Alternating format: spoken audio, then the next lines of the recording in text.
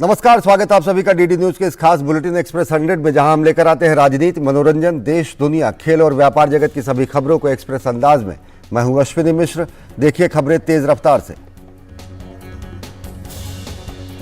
संसद में लगातार तीसरे दिन भी दोनों सदनों में सामान्य कामकाज भी नहीं हो सका। लोकसभा व राज्यसभा को पहले 2 बजे तक और फिर दिन भर के लिए स्थगित करना पड़ा। जहां एक तरफ सत्ता पक्ष सांसद राहुल गांधी से माफी की मांग पर अड़ा है, तो वहीं विपक्षी दल सदस्यों ने हिंडनबर्ग रिपोर्ट के मुद्दे पर बुधवार को भी हंगामा जारी रखा और सदन में तख्तियां लहराई। लोकसभा अध्यक्ष ने बार बार विपक्ष से सदन चलने देने का आग्रह किया, लेकिन सांसद अपनी मांगों पर अड़े रहे। स्पीकर ने सदन में तख्तियां लाए जाने पर कड़ा ऐतराज भी जताया। केंद्रीय मंत्री पीयूष गोयल ने एक बार फिर कहा कि राहुल गांधी ने संसद का अपमान किया है, उन्हें सदन से माफी मांगनी चाहिए। केंद्रीय मंत्री पीयूष गोयल ने तख्तियां लहराने वाले सांसदों के खिलाफ सख्त कार्रवाई करने और उनके निलंबन की भी मांग की। दोपहर 2 बजे भी सदन की कार्यवाही भारी शोर शराबे के बीच शुरू हुई और रक्षा राज्य मंत्री ने लोकसभा में अंतर सेवा संगठन, कमांड, नियंत्रण एवं अनुशासन विधेयक 2023 पेश किया। सदन में बहुराज्य सहकारी सोसाइटी संशोधन विधेयक 2022 संबंधित संयुक्त समिति का प्रतिवेदन भी रखा गया। भारी हंगामे के बीच संसदीय कार्य मंत्री प्रहलाद जोशी ने राहुल गांधी के बयान की कड़ी निंदा करते हुए कहा कि यह पूरे देश का अपमान है। राज्यसभा में भी लगातार व्यवधान के चलते सदन की कार्यवाही नहीं चल पाई। विपक्ष की ओर से नियम 267 के तहत कार्य स्थगन प्रस्ताव के कई नोटिस दिए गए, जिन्हें सभापति ने अस्वीकार कर दिया। दोपहर 2 बजे भी राज्यसभा में कामकाज सुचारू रूप से नहीं हो पाया और सदन की कार्यवाही गुरुवार तक स्थगित करनी पड़ी। कांग्रेस के पूर्व अध्यक्ष राहुल गांधी के लंदन में दिए गए भारतीय लोकतंत्र विरोधी बयान के बाद संसद के दोनों सदनों में हंगामा तो मचा ही है, सदन के बाहर भी जोरदार सियासत जारी है। राहुल गांधी बीजेपी के निशाने पर। केंद्रीय मंत्री एवं वरिष्ठ बीजेपी नेता स्मृति ईरानी ने कांग्रेस और राहुल गांधी पर तीखे प्रहार किए। स्मृति ईरानी ने कहा कि राहुल गांधी ने एक ऐसे देश में जाकर विदेशी ताकतों का आह्वान किया जिसका इतिहास भारत को गुलाम बनाने का रहा है। स्मृति ईरानी ने कहा कि राहुल गांधी की नफरत प्रधानमंत्री नरेंद्र मोदी से हटकर अब भारत के प्रति द्वेष में तब्दील हो चुकी है। स्मृति ईरानी ने कहा कि राहुल गांधी ने लोकतंत्र की धज्जियां उड़ाई है और संसदीय परंपराओं का अपमान किया है। स्मृति ईरानी ने पूछा कि 2016 में दिल्ली में जब एक विश्वविद्यालय में भारत तेरे टुकड़े होंगे का नारा लगाया जा रहा था, तब उन्होंने जाकर वहां इसका समर्थन क्यों किया था। कांग्रेस राहुल गांधी के बयान के समर्थन में खड़ी है। वहीं अडानी समूह से जुड़े मामले में संयुक्त संसदीय समिति यानी जेपीसी की जांच की मांग तेज करते हुए कांग्रेस और कुछ अन्य विपक्षी दलों ने बुधवार को विरोध मार्च भी निकाला। विपक्षी नेता संसद भवन से प्रवर्तन निदेशालय के कार्यालय तक मार्च करने जा रहे थे, तभी पुलिस ने उन्हें विजय चौक पर रोक लिया। विपक्षी दलों ने ईडी को पत्र लिखकर अडानी समूह पर लगे आरोपों की जांच करने की मांग की। मार्च में भी विपक्षी एकता की पोल खुलती दिखी। राष्ट्रवादी कांग्रेस पार्टी और तृणमूल कांग्रेस इस मार्च में शामिल नहीं हुई। विपक्षी दलों के मार्च पर तीखा हमला बोलते हुए बीजेपी ने कहा कि विपक्ष ये सब ध्यान हटाने के लिए कर रहा है, क्योंकि उनके सांसदों को पता है कि राहुल गांधी ने जो किया है वो गलत है। राहुल गांधी के बयान पर मचा घमासान थमने का नाम नहीं ले रहा है। सत्ता पक्ष जहां माफी पर अड़ा है, वहीं कांग्रेस राहुल गांधी के बयान को गलत मानने के लिए तैयार नहीं है। बिहार के पूर्व मुख्यमंत्री लालू प्रसाद यादव, उनकी पत्नी राबड़ी देवी और उनकी बेटी व आरजेडी सांसद मीसा भारती को जमीन के बदले नौकरी मामले में दिल्ली की राउज एवेन्यू कोर्ट से जमानत मिल गई है। कोर्ट ने तीनों की याचिका मंजूर करते हुए सभी आरोपियों को 50,000 रुपए के निजी मुचलके पर जमानत का आदेश दिया। मामले की अगली सुनवाई 29 मार्च को होगी। 6 मार्च को सीबीआई पटना स्थित राबड़ी देवी के आवास पर पहुंची थी, जहां उसने पूर्व मुख्यमंत्री से सवाल जवाब किए थे। इसके बाद सीबीआई की टीम दिल्ली स्थित मीसा भारती के आवास पर पहुंची थी। यहां पर सीबीआई ने घोटाला मामले में लालू यादव से पूछताछ की थी। सीबीआई के पूछताछ के 3 दिन बाद ईडी की टीम ने लालू प्रसाद यादव, तेजस्वी यादव और उनके परिवार और करीबियों के करीब 15 ठिकानों पर छापेमारी की थी। इस दौरान ईडी ने दावा किया कि उसे छानबीन के दौरान कैश, सोना और सोने के आभूषण बरामद किए। बिहार की सियासत में हंगामा मचा हुआ है। जमानत मिलने से खुश आरजेडी विधायकों ने बिहार विधानसभा सत्र के बाहर मिठाइयां बांटी। इसी दौरान आरजेडी विधायकों और बीजेपी नेताओं के बीच घमासान भी हुआ। इस संघर्ष में बीजेपी विधायक अरुण कुमार सिंह का कुर्ता भी फट गया। बिहार विधानसभा में बीजेपी विधायक दल ने बुधवार को राजभवन तक मार्च किया और सदन को अवैधानिक तरीके से संचालित करने के विरोध में राज्यपाल को ज्ञापन सौंपा। बीजेपी का आरोप है कि सत्ता पक्ष एक षड्यंत्र के तहत सदन को ठीक तरह से संचालित नहीं कर रहा है। विरोधी दल के नेताओं को बोलने का अवसर नहीं दिया जा रहा है। पश्चिम बंगाल के शिक्षक भर्ती घोटाला मामले में ईडी ने बड़ी कार्रवाई करते हुए हुगली जिले के तृणमूल कांग्रेस के यूथ विंग के नेता शांतनु बनर्जी को गिरफ्तार कर लिया है। उन्हें कोलकाता के पीएमएलए कोर्ट में पेश किया गया, जहां से कोर्ट ने टीएमसी नेता को 24 मार्च तक ईडी की रिमांड में भेज दिया। शांतनु बनर्जी पर आरोप है कि प्राइमरी टीचर सहित ग्रुप सी और ग्रुप डी की भर्तियों में पैसे के बदले अवैध तरीके से नौकरियां दिलाई। ईडी ने कहा कि पहले से ही जुडिशियल कस्टडी में भेजे गए कुंतल घोष के करीबी शांतनु अवैध गतिविधियों में शामिल रहे हैं। West Bengal school service commission ने कोलकाता हाईकोर्ट में एक शपथ पत्र देकर ओएमआर शीट में गड़बड़ी की बात कबूल की है। कमीशन ने स्वीकार किया है कि 3000 अभ्यर्थियों के लिखित परीक्षा के अंकों में छेड़छाड़ करके उन्हें मेरिट लिस्ट में नीचे रखा गया। पिछले दिनों कोलकाता हाईकोर्ट ने एक बड़ा फैसला देते हुए ग्रुप सी के कार्यरत 842 लोगों की नौकरी रद्द करने का निर्देश दिया। कोर्ट ने इन रिक्त पदों पर भर्ती के लिए जल्द विज्ञापन देने का भी निर्देश दिया। पश्चिम बंगाल के शिक्षक भर्ती घोटाला मामले में ईडी ने इन गिरफ्तारियों के अलावा करीब 49.80 करोड़ रुपए का सोना और करीब 5.08 करोड़ रुपए की ज्वेलरी भी सीज की है। इसके अलावा 48.22 करोड़ रुपए की प्रॉपर्टी को अटैच किया जा चुका है। अभी तक इस मामले में कुल 111 करोड़ रुपए की संपत्ति पकड़ी गई है। प्रवर्तन निदेशालय की जांच में यह तथ्य सामने आया है कि साल 2012 से लेकर 2022 तक सिर्फ प्राथमिक शिक्षा के क्षेत्र में पश्चिम बंगाल में 500 करोड़ रुपए से अधिक का घोटाला किया गया। इसके साथ ही राज्य में ग्रुप सी और ग्रुप डी की भर्तियों में भी बड़े पैमाने पर घोटाला किया गया है। पश्चिम बंगाल में एक और भूमि घोटाला उजागर हुआ है। भाजपा नेता शुभेंदु अधिकारी ने राज्यपाल सीवी आनंद बोस से मिलकर इस घोटाले की जांच की मांग की है। पश्चिम बंगाल के अलीपुर में प्रशासन द्वारा 5.6 एकड़ भूमि अलीपुर ग्रीन डेवलपमेंट प्रोजेक्ट के तहत मेसर्स पैलेडियम कंस्ट्रक्शन को 414 करोड़ रुपए में दिया गया, जिसमें सरकार का करीब 876 करोड़ रुपए का नुकसान हुआ। लिहाजा इसकी जांच करनी चाहिए। भारत की G20 अध्यक्षता के तहत G20 शिक्षा कार्य समूह की दूसरी बैठक पंजाब के अमृतसर में शुरू हुई। शिक्षा मंत्रालय द्वारा आयोजित 3 दिवसीय बैठक में G20 के 28 सदस्य देशों के साथ साथ अतिथि देश और OECD, यूनेस्को और यूनिसेफ जैसे संगठन हिस्सा ले रहे हैं। बैठक में भारतीय विज्ञान संस्थान बेंगलुरु, भारतीय प्रबंधन संस्थान अमृतसर और टाटा समाज विज्ञान संस्थान मुंबई जैसे प्रमुख उच्च शिक्षा संस्थानों के सहयोग से अनुसंधान को मजबूत करने और समृद्ध सहयोग के माध्यम से नवाचार को प्रोत्साहन देने पर संगोष्ठी का आयोजन किया जाएगा। सम्मेलन में 90 से अधिक स्टॉल के साथ एक मल्टीमीडिया प्रदर्शनी का भी आयोजन किया जाएगा। इस प्रदर्शनी को संयुक्त अरब अमीरात, चीन और सऊदी अरब राष्ट्रीय शैक्षिक अनुसंधान एवं प्रशिक्षण परिषद, national book trust of India और कई स्टार्टअप पहलों के प्रमुख भागीदारों के साथ आयोजित किया जा रहा है। G20 के तहत Y20 की एक दिवसीय बैठक अमृतसर शहर में शुरू हुई। अमृतसर के गुरु नानक देव विश्वविद्यालय में आयोजित काम के भविष्य इंडस्ट्री 4.0 नवाचार और 21वीं सदी के कौशल विषय पर Y20 की परामर्श बैठक हुई। Y20 का मूल उद्देश्य नौजवानों के भविष्य को और इसमें पेश आने वाली विभिन्न समस्याओं का निदान करने पर विस्तृत चर्चा के साथ इसे आगे बढ़ाने के लिए नए अवसरों को तलाश देने में मदद करना है।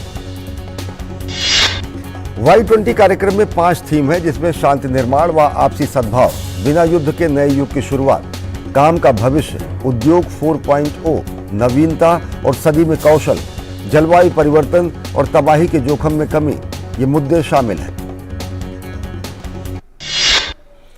और बुलेटिन में वक्त हो चला एक छोटे से ब्रेक का। देखते रहिए डीडी न्यूज। शुरू करो, डालो बुनियाद, घर महल नजर आएगा, वंडर लाइए, वंडर अपनाइए, फर्क नजर आएगा। वंडर सीमेंट, फर्क नजर आएगा। कल आज और कल में देश के हर पल में, कल आज और कल में देश के हर पल में। कभी परछाई बनके, कभी विश्वास बनके, दिल में साहस का एहसास बनके, उम्मीदों को सच्चाई के रंग से सजाते हैं, मुश्किलें कोई हरदम साथ निभाते हैं। कल आज और कल में रहते हैं, देश के हर पल में रहते हैं। कल आज और कल में रहते हैं, देश के 1956 से आज तक LIC हर पल आपके साथ।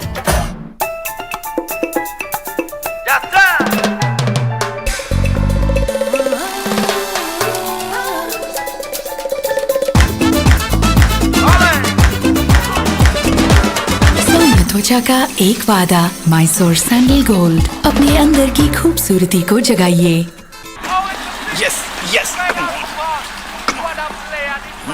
मैच में डूब गए और हैंड वॉश भूल गए। Hand wash reminder by hand ambassador Sachin Tendulkar का हाथ। सेवलॉन स्वस्थ इंडिया मिशन।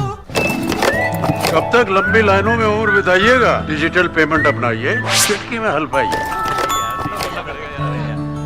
पुराने तरीके कब तक अपनाइएगा? डिजिटल पेमेंट बहुत आसान है, देखिए चुटकी में पेमेंट चुका। बटुआ ढूंढ रहे हैं? डिजिटल पेमेंट अपनाइए, कभी भी कहीं भी और सुरक्षित। हमने तो इन्हें डिजिटल पेमेंट करना सिखा दिया है। आपने? RBI कहता है कि डिजिटल पेमेंट अपनाओ, औरों को भी सिखाओ। ब्रेक के बाद आप सभी का स्वागत है। देखिए खबरें तेज रफ्तार से। सिक्किम की राजधानी गंगटोक में बुधवार से 17 मार्च तक G20 के तहत तीसरे B20 सम्मेलन का आयोजन किया जा रहा है। सम्मेलन के जरिए सिक्किम की जीवंत जैविक खेती को दुनिया के सामने प्रदर्शित किया जा रहा है। सम्मेलन में सिक्किम के पर्यटन, आतिथ्य और फार्मास्यूटिकल में बहुपक्षीय व्यापार साझेदारी के अवसरों को भी दुनिया के सामने रखा जा रहा है। उत्तर पूर्वी क्षेत्र में 4 B20 सम्मेलन आयोजित किया जा रहा है ताकि इस क्षेत्र के भीतर अपार क्षमता और अवसरों का प्रदर्शन किया जा सके। G20 के तहत SAI-20 की बैठक बुधवार को गुवाहाटी में संपन्न हुई। 3 दिवसीय इस बैठक में उच्चतम लेखा परीक्षक संस्थानों के वरिष्ठ अधिकारियों ने अपने विचार व्यक्त किए। बैठक में जलवायु परिवर्तन, जैव विविधता जैसे विषयों पर भी विचार विमर्श किया गया। अरुणाचल प्रदेश पर चीन के दावे को अमेरिका ने खारिज कर दिया है। अमेरिकी संसद में प्रस्ताव पेश कर अरुणाचल प्रदेश को भारत का अभिन्न हिस्सा माना गया है। भारत के साथ खुलकर अमेरिका के खड़े होने की भी बात कही गई है।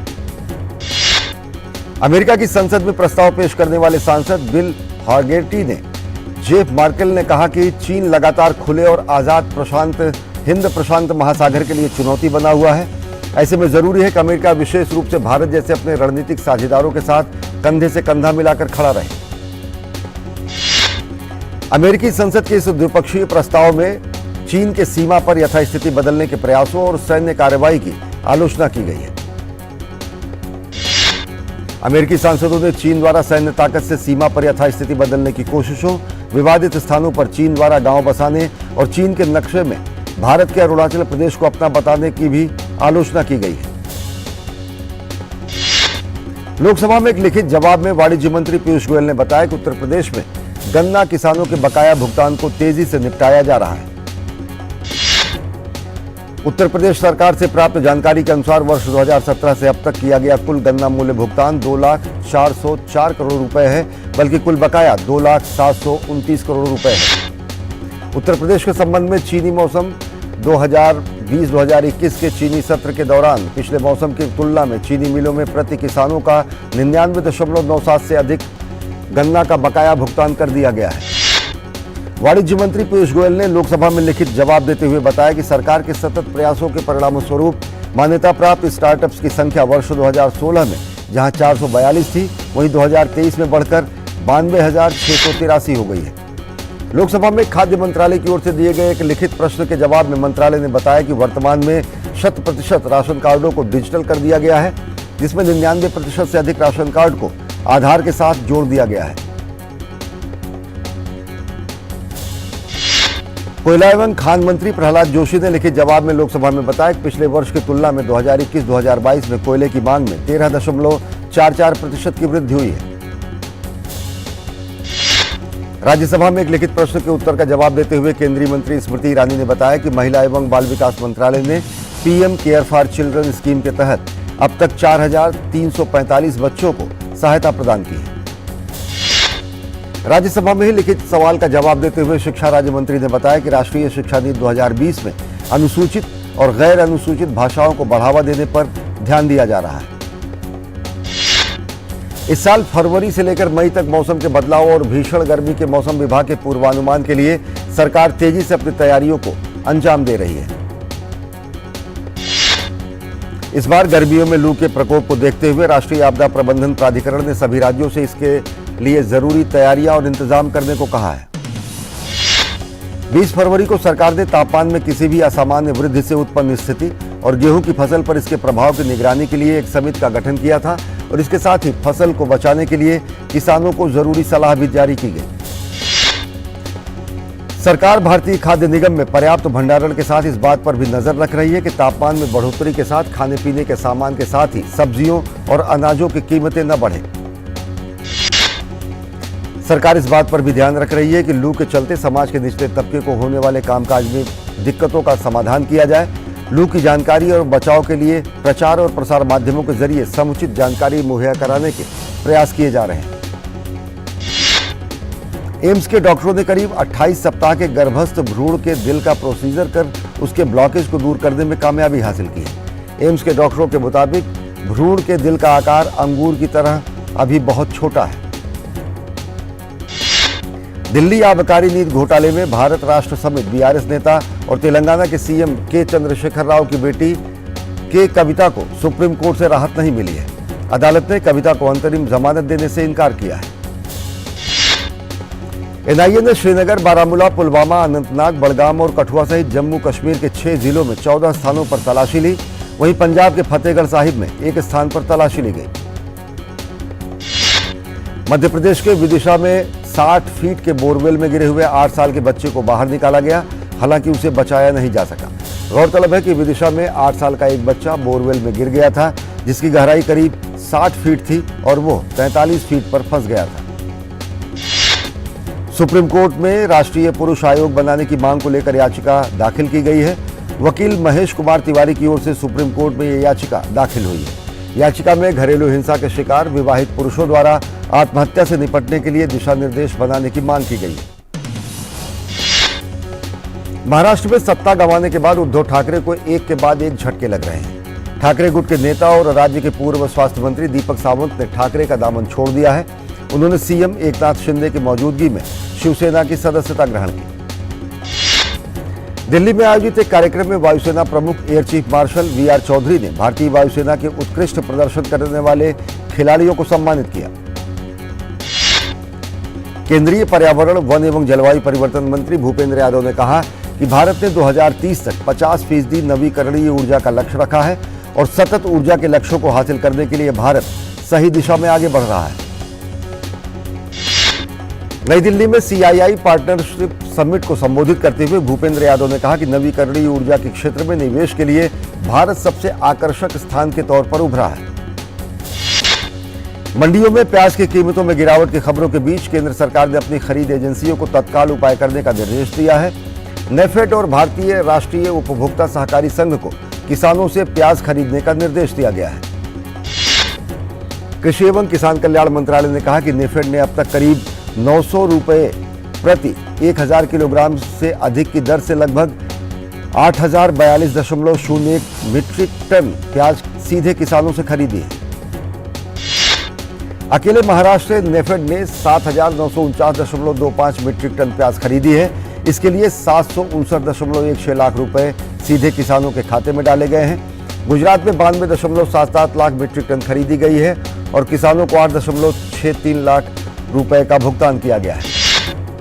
नेफेड की इस पहल से अब तक 2247 किसान लाभान्वित हुए हैं। नेफेड के अनुसार दिल्ली, कोलकाता, गुवाहाटी, भुवनेश्वर, बेंगलुरु, चेन्नई, हैदराबाद और कोच्चि, पटना और लखनऊ में स्टॉक की आवाजाही की व्यवस्था की गई है। नेफेड ने अब तक 40 से अधिक खरीद केंद्र खोले हैं, जहां पर किसान अपना स्टॉक बेच सकते हैं और अपना भुगतान ऑनलाइन प्राप्त कर सकते हैं। भारतीय रिजर्व बैंक ने 18 विदेशी बैंकों को भारतीय रुपए में व्यापार करने की अनुमति प्रदान की है। अब ये विदेशी बैंक भारतीय रुपए में भुगतान निपटाने के लिए विशेष वोस्ट्रो रुपया खाता के जरिए लेन देन कर सकेंगे। आरबीआई ने 18 देशों से बैंकों के लिए SRVA खोलने के लिए 60 मामलों में घरेलू और विदेशी बैंकों को मंजूरी दी है। आरबीआई ने जुलाई 2022 में SVRA की प्रक्रिया शुरू होने की घोषणा की थी। लेटेस्ट माइक्रोसॉफ्ट 365 रोडमैप अपडेट के भाग के रूप में कंपनी ने मई से सभी माइक्रोसॉफ्ट टीम यूजर्स के लिए 3D अवतार फीचर शुरू करने की घोषणा की है। भारतीय शेयर बाजार लगातार 5वें दिन गिरावट के साथ बंद हुए। सेंसेक्स 344 अंक लुढ़ककर 57,555 पर बंद हुआ। सबसे अधिक गिरावट telecom, energy, oil and gas, banking और ऑटो के शेयरों में देखने को मिली। निफ्टी ने 17,000 का स्तर तोड़ दिया। निफ्टी 68 अंक लुढ़ककर 16,974 के स्तर पर बंद हुआ। इसके बीच निवेशकों के शेयर बाजार में अब तक करीब 52 करोड़ रुपए डूब गए। कमजोर वैश्विक रुख के चलते बुधवार को दिल्ली सराफा बाजार में सोना 310 रुपए गिर गया। वहीं चांदी भी 90 रुपए की गिरावट के साथ 66,535 रुपए प्रति किलोग्राम पर आ गई। और बुलेटिन में वक्त हो चला एक और छोटे से ब्रेक का। देखते रहिए डीडी न्यूज। शुरू करो, डालो बुनियाद, घर महल नजर आएगा। वंडर लाइए, वंडर अपनाइए, फर्क नजर आएगा। वंडर सीमेंट, फर्क नजर आएगा।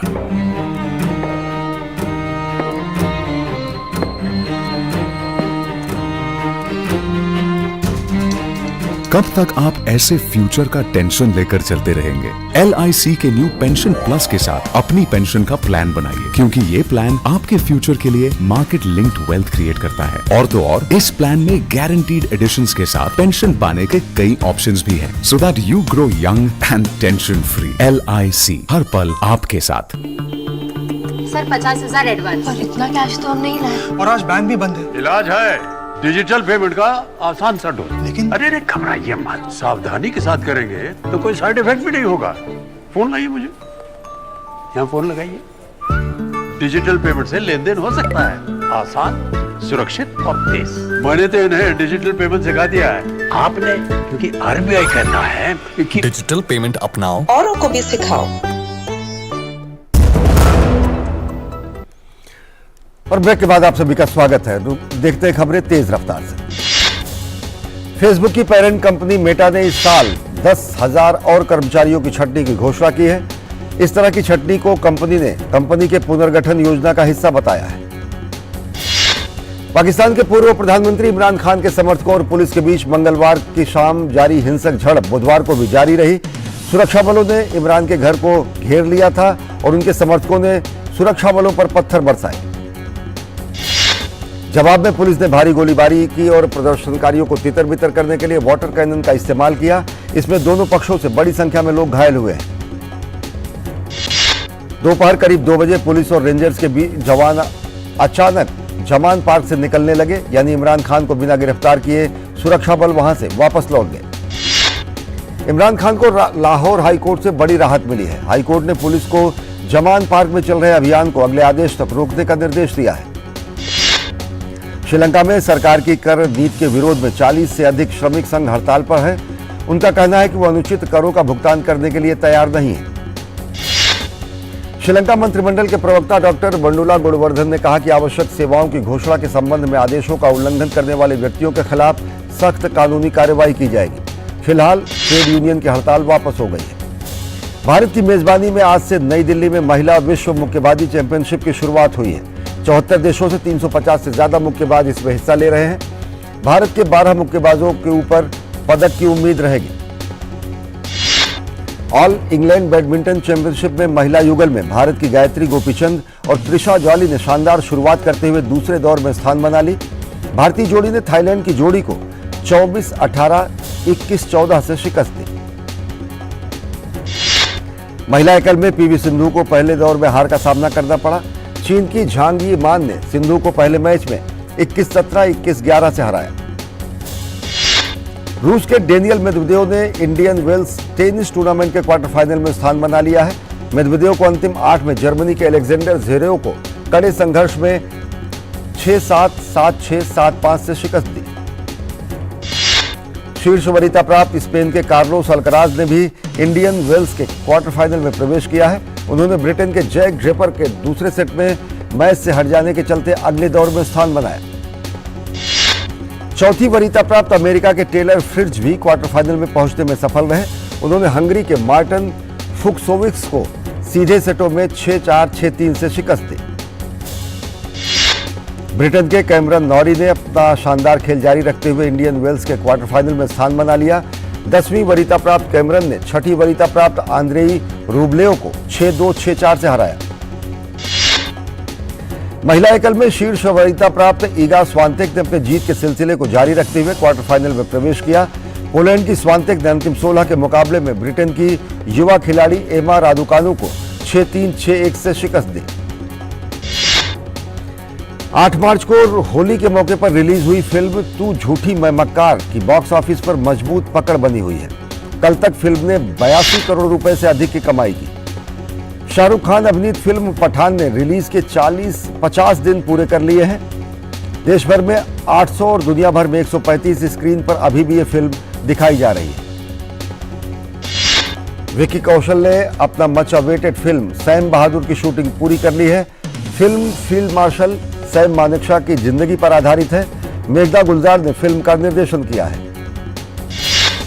सारा अली खान, चित्रांगदा सिंह और विक्रांत मैसी अभिनीत फिल्म गैसलाइट का ट्रेलर रिलीज हो गया है। फिल्म डिज्नी प्लस हॉटस्टार पर 31 मार्च को रिलीज होगी। बॉलीवुड के दिग्गज अभिनेता समीर खाकर का मल्टी ऑर्गन फेल्योर की वजह से निधन हो गया है। वे 71 वर्ष के थे। समीर खाकर को टेलीविजन शो नुक्कड़ में अपनी भूमिका के लिए याद किया जाता है।